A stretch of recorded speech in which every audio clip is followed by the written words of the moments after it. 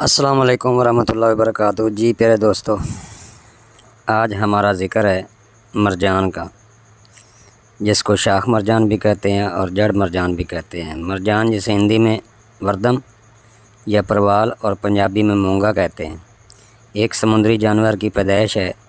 خوش رنگت عمدہ چمک کے باعث جواہرات میں درج کیا جاتا ہے۔ متقدمین کو یقین تھا کہ مرجان از قسم نباتات ہے، لیکن خوردبین کے ذریعے اس میں وہ کرم دیکھے گئے ہیں جو اس کے موجد میں ہیں۔ یہ کیڑے پولی پائی قسم کے کیڑوں میں سے ایک ہیں، اور اگرچہ اس قسم میں کئی اور طرح کے کیڑے بھی شامل ہیں، لیکن ہمیں یہاں اس قسم کا ذکر کرنا مطلوب ہے جو اس جواہرات کی پیدائش کا باعث ہے، اور جسے انگریزی میں ایسس نوبلس یعنی مرجان کہتے ہیں۔ پول پامی کیڑوں کی یہ پیدائش ہے مرگ شاخوں والے درخت کی صورت کی ہوتی ہے، اور اس کا تنا انسان کے جسم کے برابر موٹا بھی ہوتا ہے، لیکن عموماً 1 فٹ بلند اور 1 انچ موٹا ہوتا ہے۔ اس کا عمدہ سرخ رنگ ہوتا ہے اور اس پر عمدہ جلا آ سکتی ہے۔ اس میں بطور شہد کے چھتا کے تحت خانے بنے ہوتے ہیں جن میں کیڑے رہتے ہیں۔ تنے کے اوپر ایک ملائم پوست ہوتا ہے اور اس کے اوپر جالی کے طور پر جھلی سی ہوتی ہے جسے یہ کیڑے بناتے ہیں۔ ان کیڑوں کا جسم ایک سریش جیسے شے کا بنا ہوتا ہے۔ جب یہ ان خانوں میں بآرام بیٹھتے ہیں تو خوردبین کے ذریعے دیکھنے سے معلوم ہوتا ہے کہ ہر ایک کے منہ کے گرد 8 سے گوشہ مونچھیں ہوتی ہیں، جن کے ذریعے وہ اپنی خوراک پکڑ کر سوراخ میں لے جاتے ہیں۔ اگر ایک مونچھ کو ہاتھ سے چھوئیں تو اس تمام کیڑے کو خبر ہو جاتی ہے۔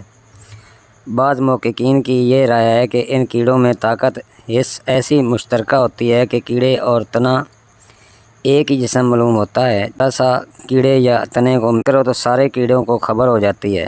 اگرچہ ان کیڑوں میں بظاہر اس قدر پوش و حواس معلوم ہوتا ہے، لیکن فی الحقیقت ان میں کوئی پٹھا یا حواس خمسہ نہیں۔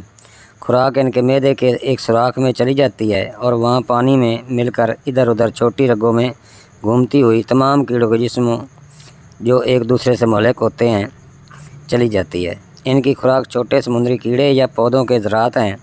یہ روشنی یا پانی میں ہل جل سے بہت ڈر جاتے ہیں۔ یہ کیڑے 600-700 فٹ سمندر کے نیچے چٹانوں پر سرخ درخت کی شکل کا ڈھانچہ بناتے ہیں جو کہ شہد کی مکھیوں کے چھتا کی طرح سوراخ دار ہوتا ہے۔ جیسا کہ پیچھے بیان کیا گیا ہے، ان خانوں میں یہ کیڑے رہتے ہیں گویا یہ کیڑے مرجان کو اپنی رہائش کا واسطہ بناتے ہیں۔ علم کیمیا کے روز سے معلوم ہوتا ہے کہ اس میں 1% میگنیشیا ہوتا ہے۔ مرجان کا رنگ کلوریڈ مادہ کے باعث نہیں ہوتا، یہ الکلی اور دیگر تیزاب گندھک کے باعث ہوتا ہے۔ مسٹر ایم واگ کی رائے ہے کہ مرجان کے رنگ دینے والے مادہ میں آکسیڈائن کاربونیٹ ایسڈ اور چونا تھوڑا تھوڑا ضرور ہوتا ہے۔